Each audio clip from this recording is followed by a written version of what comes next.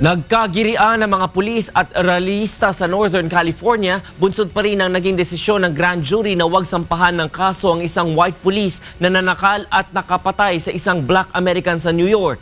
At samantala, kinumpirma na ng mga forensic expert na 11 sa 43 nawawalang estudyante ang natagpuan sa isang disposal site sa Guerrero State, Mexico noong nakaraang buwan.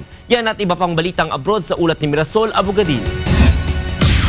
Sa Amerika, humantong sa karahasan ang protesta na isinagawa ng mga nakamaskarang demonstrador sa Northern California.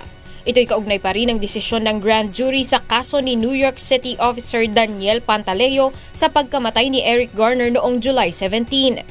Ayon sa mga otoridad, aabot sa 200 demonstrador ang nagtungo sa Berkeley Street kung saan ilan sa mga ito ay binasag ang mga bintana at pinagbabato ng bote ang mga pulis. Dahil dito, gumamit na ang mga pulis ng tear gas upang mabuwag ang puwersa ng mga protester.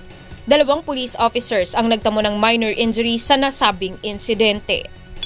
Sa Mexico, kinumpirma ng forensic experts mula sa Austria na bangkay ng isa sa 43 nawawalang estudyante ang natagpuan sa isang disposal site sa Guerrero State, Mexico noong nakaraang buwan. Ayon kay Mexican Attorney General Jesus Murillo Caram, nagmatch ang DNA ng nawawalang estudyante na kinilalang si Alexander Mora sa buto ng na-recover sa crime scene. Sinabi ni Caram na posibleng mga corrupt official ang nasa likod ng pagdukot at pagpatay sa mga estudyante.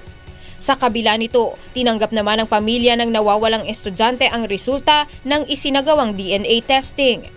Panawagan ng mga ito sa gobyerno ng Mexico na hanapin pa ang iba pang nawawalang mahal nila sa buhay. At sa China, mahigit 50 sasakyan ang nagbanggaan sa isang highway sa Southwest China dahil sa makapal na hamog. Ayon sa mga otoridad, 3 sasakyan ang hindi gumamit ng hazard lights sa gitna ng low visibility na daan na nagdulot ng pagkakabanggaan ng mga kotse. 2 ang nasawi habang 16 naman ang nasugatan sa insidente. Umabot sa 6 na oras bago na isaayos ng mga otoridad ang pinangyarihan ng aksidente at naibalik sa ayos ang trapiko sa lugar. Mirasol Abogadil, UNTV News Worldwide.